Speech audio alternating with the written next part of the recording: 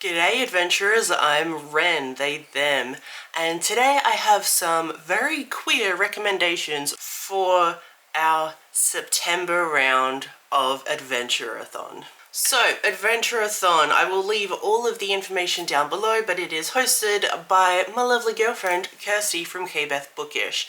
I'm one of the co-hosts along with Jona from Words of the Void, but this readathon is loosely D&D based, and we created a character in the first few rounds, and last round we did an adventure.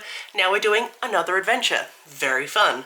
So this time things are getting a little dark. For this round we have a kind of haunted house vibe going on where you got to kind of escape the house. Very fun. I will be recommending books for all of the rooms that we have there. So the first place we get to in our haunted house is obviously the entryway. And for this, the prompt is to read a sentient house or a haunted house type story. And I'm so glad that this was one of the prompts because this is my new favorite book of the year. This is Where the Dark Stands Still by A.B. Poranek. This is amazing. I love it. It's kind of hard to put a age level on this because I kept thinking that the main character was in her 20s, and it was only when the sex scene was a closed door situation that I was like, huh, could this be YA? Not that every adult book has to have a sex scene, but that's where my mind just went to. At least this is upper YA, new adult area. But this is about a girl who wants to make a wish, and there is this kind of lore that there is a particular plant in this very creepy forest that will grant you a wish. So she goes to try and find that to make a wish. Turns out that's a trap, and she actually meets the Leshy, who is a particular creature-esque being that is the warden of the forest. So he kind of protects the forest, but this forest also keeps all of the more nastier creatures contained. Oh, it's just so good. The house is definitely a sentient house. The way magic is described in here, it's like the more you use an object, the more of like a soul it gets. And so then it has its own soul that can then be, I don't want to say manipulated by magic, but that's kind of the way it works in a way. And the magic system is super, super cool. The vibes are everything. No one talks about this being queer, but it is. So the Leshy is queer. He is falling in love with this woman, but his previous partner was of the male variety, and they were very deeply in love until stuff happened. And yeah, that's queer enough for me to recommend it, you know? So more people should talk about this being queer, because it was a good time. And it was so normalized. Like, he said to this girl, he was like, yeah, my past lover, he was blah blah blah, and she was like, cool, like treated it like it was nothing. Love that. I love that so much when it's not made a huge deal and queerness is just the norm. The next room we go into is the Grand Room, and the prompt for that is a book set in a ballroom, a community hall, some kind of social event thing. Now this was a little bit hard for me until I remembered Bedazzled by Ryan LaSala. Oh, this is so good. I love this book so, so much. So this is set at a Comic-Con.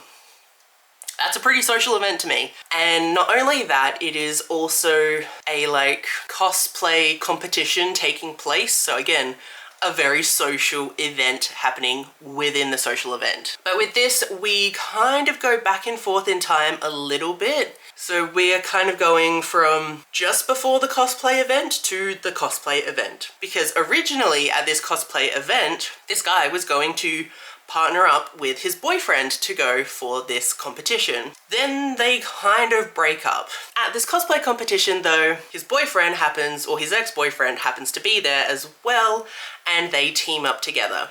But it's so good. I really loved everything that was happening here. It was such a fun time, very emotional, but I love it so, so much. So obviously there is queer rep in here. Our main character I can't remember if he actually put a label on himself, but he is definitely of the gay variety. He's never really had any interest in women, and his ex-boyfriend is bisexual and kind of coming to terms with that and learning to love himself as a bisexual man. So very queer, such a good book, very underrated. I love this. Also, if you think that this recommendation video is just a chance for me to tell you all about my favorite books, it is. Then we go into the study, and the prompt for this is a character learns something, whether that be a new skill that they learn or they learn the truth about something. It can be whatever learned experience you want it to be. For this, I am going with learns the truth, so that I can recommend House of Hollow by Crystal Sutherland. Again, one of my faves.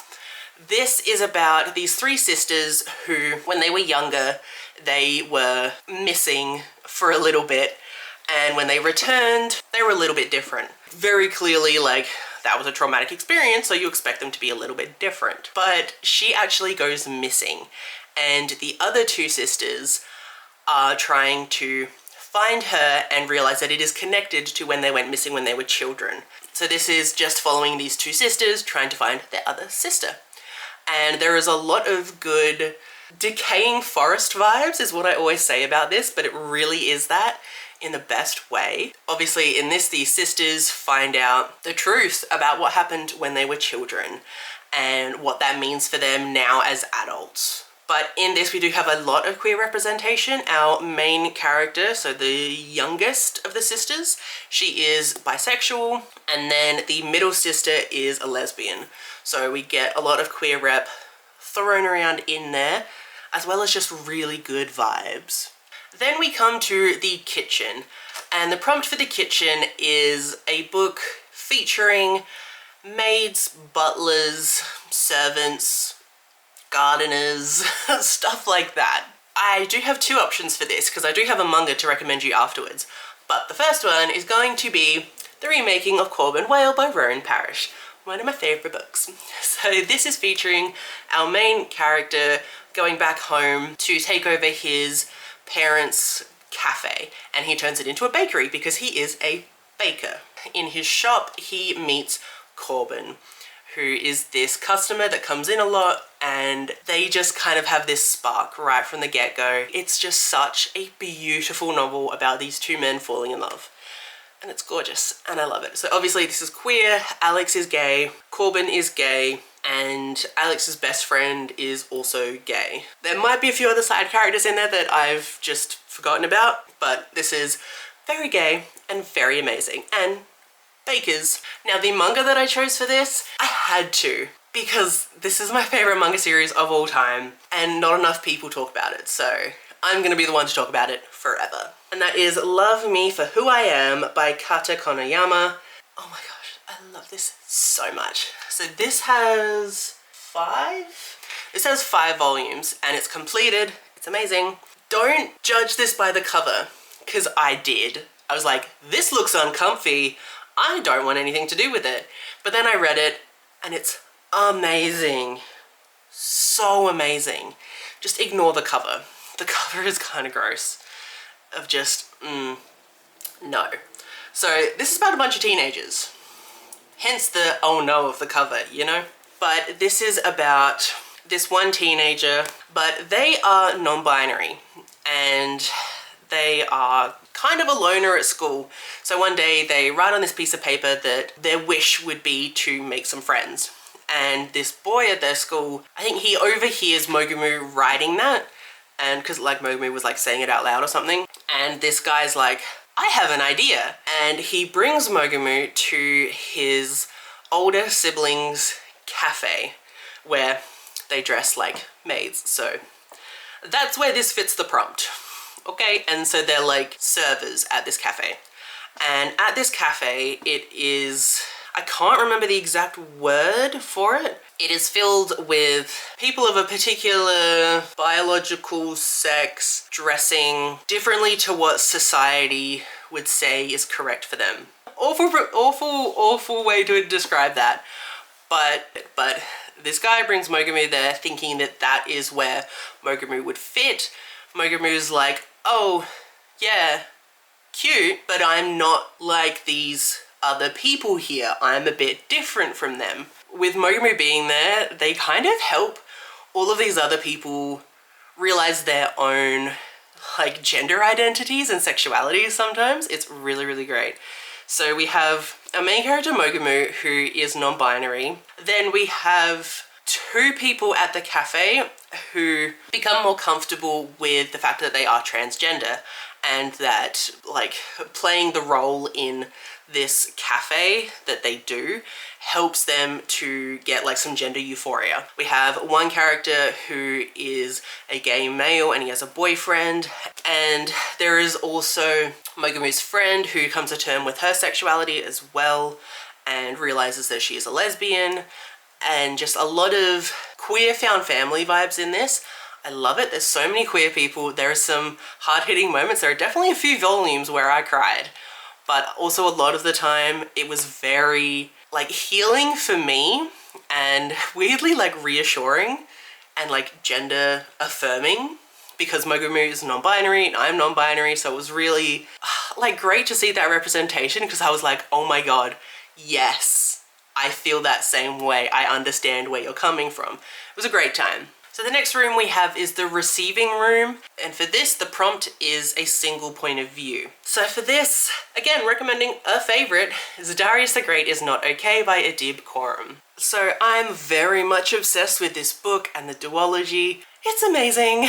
So this is a YA contemporary story about this boy named Darius who is biracial, and when he's at his home in America, he feels too Persian. And then his family goes to Iran to visit some ailing family members, shall we say. And then when he's in Iran, he then feels too American. So he's feeling very out of place constantly. So very unsure of himself. And then he's also struggling with the fact that he is depressed and is on medication for that. And that is just very all-consuming. And especially when you're a teenager, your hormones are already doing some wild stuff, so adding depression into the mix, not fun. So in the second book, he does like use the words, and he, you know, has a boyfriend and everything. It is never explicitly stated in this book that he is gay, but you do get like hints of it throughout this, that it's like, I think he might be having some thoughts. And at this point he does already know, but he's just not, like, that's not the focus of this book, you know? The focus of this book is his depression, trying to be comfortable in his own body, in his heritage, in his family, with his friends, like just trying to feel comfortable at all in whatever way you can as a teenager, you know? So next we have the like multifunction room. And the prompt for this is mixed media. This is the one I struggled with the most. I don't read mixed media books. So it was difficult for me. And I know for sure that Max would not agree with my definition of mixed media, because he likes like mixed media books where there are like puzzles within the book and you gotta solve things to go to the next page, or you have to find the next page within the book. That's his kind of mixed media. I'm like, cool bro, you do that, I can't. So my kind of mixed media is extra content in a book that's not the novel. You know, Sleeping Giants, where it's a lot of like interviews. So that I would count as mixed media. So an interview format thing instead of a normal novel, you know. But for this, I'm stretching so much. But Cursed Cocktails by S.L. Rowland. I adore this book so, so much. And the reason I'm putting it in for mixed media is because occasionally, and like very occasionally, there will be, oh look, there's a song in this one that was being sung by a bard. So, you know, for me, that works. There is occasionally a menu list. So there's that. There is also recipes for the cocktails. So for me, that's enough. You know, there's plenty of recipes in this for these cocktails. So I'm like, that's enough. So I'm counting this as mixed media. This is a cozy fantasy story where this guy who used to be a blood mage, so he was in the military as a blood mage, and because of that particular magic, he deals with a lot of, you could kind of call it like arthritis, and his physician kind of recommends that he go to a warmer climate because that could help with his symptoms. And he also has with him this journal from his father, who traveled around, and everywhere he went he tried a different cocktail, and he wrote all the cocktails down in his notebook. So this guy has those, and he's like, I'm not doing anything else with my time, why not open up a place where I can sell these cocktails? And this is queer. It is vaguely queer because it's, you know, throughout the whole book, these two, the creatures of male persuasion, because one of them's an elf, you know, it's not like human, whatever. So these two guys do form a really beautiful friendship with each other, and you can see like little sprinklings of it's heading towards more and more. And then at the end, they do, you know, form a relationship, and I think they kissed at one point as well, but it's like, that's not the point of the story, but it is a softly queer book, so I feel okay recommending it for that. The next room we have is the master bedroom, and the prompt for this is to read an entire book in bed. You could get a really big book and just only read it when you go to bed. You can do that. I am just going to recommend you a short book that you can read in one sitting in your bed. And that's What Moves the Dead by T. Kingfisher. I love this so much. It is very short. It's only just over 100 pages.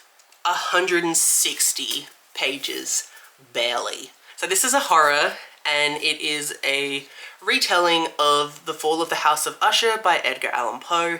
You don't need to have read that to read this, but basically this is about this soldier who goes to a friend's house after receiving word that the friend is sick, or the friend's sister is sick. So they go there and they're like, something weird is happening. Not just with the sick friend, but with the grounds of the estate. There are a lot of hares that are acting weirdly. They're moving really strangely, almost like they're not alive and they're being like controlled by something, and they stare at you very creepily. It's great. And then there are some weird mushroom things going on. It's a good time. But it is hauntingly beautiful, which is my favorite description. And the queer rep in this is our main character, Alex, who is, I guess the closest description would be non-binary, but it's because of like their career as a soldier. And there's this whole explanation in this book about what it means to be this soldier, and like a whole different like pronoun system for it too, which was so cool. I really loved that. But I really love how this kind of non-binary representation was just the norm. We definitely need more books like that. I also have a manga for this because most manga you can read in one sitting, read it in bed, it's a good time. But I had to put this manga on a recommendation list for Adventurerathon because I've done it every time. Because the first time I recommended it, Kirsty was like, what the hell are you doing? And I was like, it fits and it's a good time. And so now it's just like my personal mission to always put this in a recommendation video for Adventurerathon. And Stick Fight Island. This is a very queer manga. All the men are gay. On this particular island, there is a kind of tournament to pick the next leader. And that tournament is around a certain appendage. And whoever finishes first loses. You get what I'm saying? Yes, okay. It's not just about that. This is so adorable. It really is. And I recommend everyone to just give it a go. Like, despite whatever you've heard about it, it's adorable. Because it's so much about these men just falling in love. And it's so cute. It's so cute. There's like a friends to lovers couple. There's a enemies to lovers couple. Oh, it's so cute. I also really just kind of loved the like world building, the very little amount that we got. But like, I wanted to know more about this world. It was very interesting for me. But I just love this series. It's so cute. I kind of want to reread it. I haven't reread it in a long time. But it's so, so cute.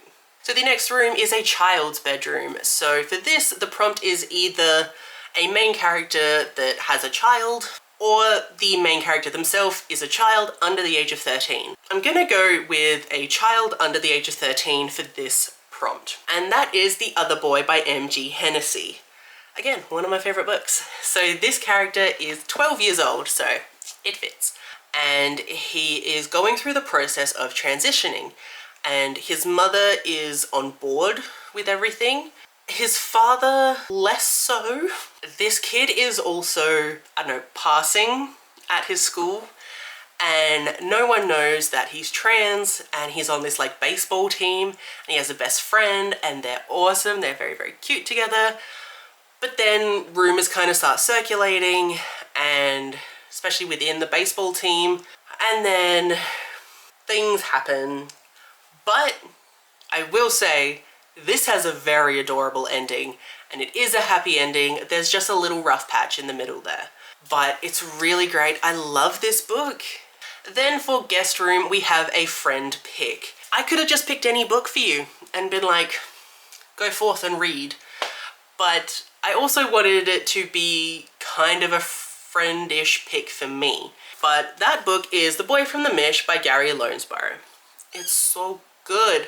So this is a YA contemporary novel about two First Nation boys in Australia. It is set over the Christmas holidays, which is summer for us. This one boy ends up staying at this other guy's house for those holidays. They develop this friendship. It's really sweet and cute. They just spend a whole lot of time together. And then our main character kind of starts to realize that he always wants to spend time with this boy. And, you know, it wouldn't be a bad thing if they like held hands or kissed, that kind of stuff. And so they slowly kind of evolve their friendship into a more romantic relationship.